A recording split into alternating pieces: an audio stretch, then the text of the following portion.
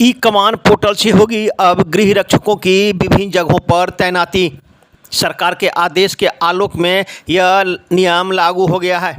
इस संबंध में दरभंगा के वरीय जिला समादेष्टा बिहार गृह रक्षा वाहिनी दरभंगा के अनिरुद्ध प्रसाद से जब पत्रकारों ने पूछा कि होमगार्ड के जवानों की जो ड्यूटी लगाई जाती है उसका क्या नियम है, तो इन्होंने सरकार के दिशा निर्देश के बारे में दी पूरी जानकारी।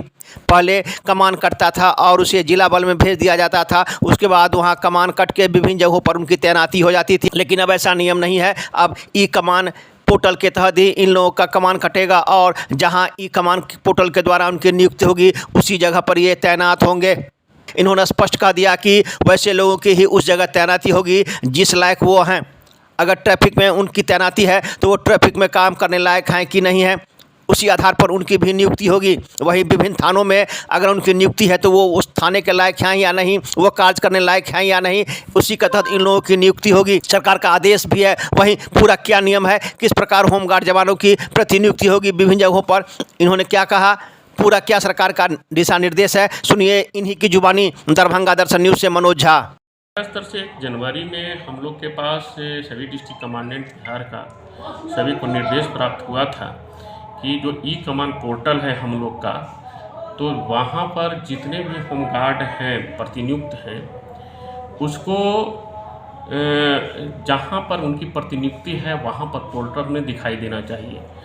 पहले क्या था कि अभी भी है वो स्थिति दरभंगा में कि वो है कि जहाँ पर हम ई कमान के थ्रू पुलिस लाइन के को देते हैं, वहाँ से अनेक जगहों पर वहाँ पर प्रतिनियुक्ति होती है।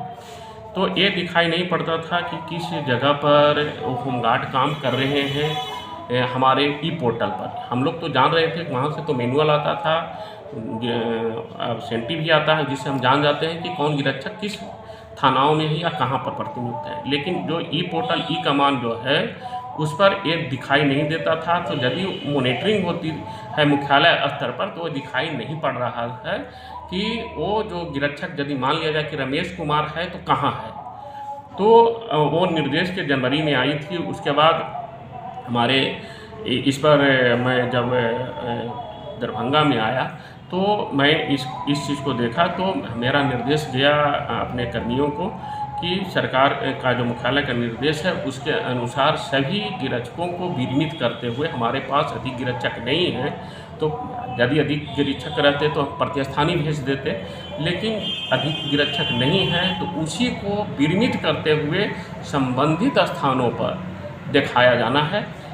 थाने वगैरह में भी जो गृह रक्षक हैं उनको भी सूचीबद्ध किया जाएगा। हाँ, जिन थानाओं में जितना मान लिया जाए कि थाना यहाँ जितने भी थानाएँ हैं, तो अभी हमारा जैसे विश्वविद्यालय थाना है, लहरियासराय थाना है, सदर थाना है या जो भी थाना है, वहाँ पर हमारा गिरक्षक को नहीं दिखाई दे रहा है कि कौन गिरक्षक वहाँ पर है। लेकिन मैं जान रहा हूँ एब्सेंटी के आधार पर, ई पोर्टल के आधार पर, जो हमारा ई कमान है उसके आधार पर नहीं दिखाई दे रहा है, वो सीधे पुलिस केंद्र दिखाया जा रहा है।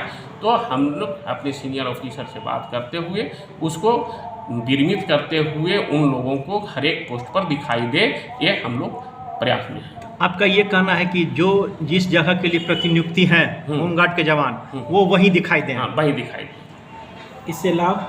इससे लाभ होंगे कि मेरे यहाँ से भी जब मैं देख सकता हूँ कि वो गिरक्षक कहाँ है और मुख्यालय स्तर से भी मॉनिटरिंग हो जाए कि वो गिरक्षक कहाँ पर है और कितनों दिनों से है। अच्छा सर, बताया जाए कि होम यातायात में आपके विभाग द्वारा कितने गृह रक्षकों को दिया गया है? लगभग 65 गिरक्षक अभी हैं सिर्फ यातायात में। हाँ।